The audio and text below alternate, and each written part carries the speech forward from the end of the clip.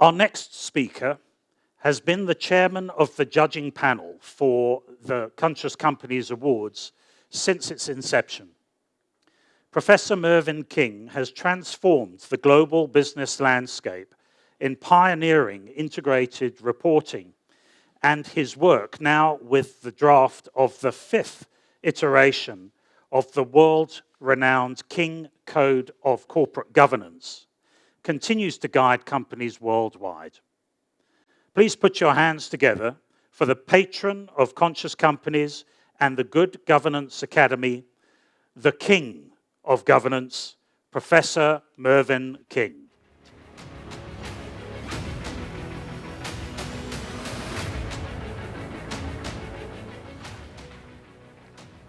Good morning, everybody, and thank you for the introduction, Adam. From chaos to consciousness. What has created the chaos that was alluded to already? It's the crises that we have in the world. First of all, who would have believed 5 years ago that we actually have 4 major wars happening around the world? Ukraine, Gaza, Kashmir, Sudan. So wars are never pleasant things. People get killed and people fight for certain ideals. In addition to that, President Trump has been elected for his 2nd term as president, and he has created one of these crises, namely a tariff crisis. He's created great unpredictability around the world. We, as South Africa, are uncertain of what will happen. Our president is going to meet with President Trump in a week's time. I hope he doesn't get Zelensky'd, as people are saying, but it will be an interesting discussion, because unfortunately our government has voted against most of the resolutions at the United Nations against America, and also has gone to the ICJ against Americans' ally in the Middle East, namely Israel. So our president has to face all these things. So there is that crisis. And in 2008 and 2009, there were other crises. At that time, one of the biggest financial institutions in the world, Lehman Brothers, collapsed. The mortgage lending scandal, as it was known. Then the global financial crisis. This led to a period, because of these public outcries, of regulation about most things. And we, in directing businesses, have had to deal with all these regulations, international and national. We have a host of regulations in this country. We have to cut red tape, but make sure we don't cut corners. What is happening now in the world is it is moving away from government regulation to self-regulation of an industry, and your company is a member of that industry following the code of conduct of that industry, but it's very flexible. But it must be accountable and must be able to enforce a way of fines or whatever the sanction is if the company doesn't comply. So we are in a world of unpredictability. Tariffs moving from regulation to the era of deregulation. We've got wars. we've got uncertainty.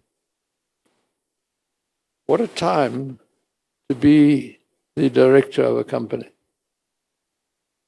But if you realize that as a director of a company, that the limited liability company is a legal fiction, none of you has ever touched your company, none of you have ever seen your company. You might have a certificate of incorporation hanging in your office, but it's a fiction, and it's a legal fiction, but the most important legal fiction in the world, because it's through the limited liability company that capital is raised and jobs are created. And with this uncertainty and chaos, it's a time to realize as a director that you are the heart, mind, and conscience of that company.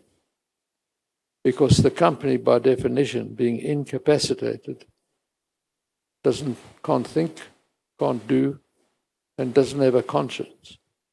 So it actually has no intent, cannot do any wrong.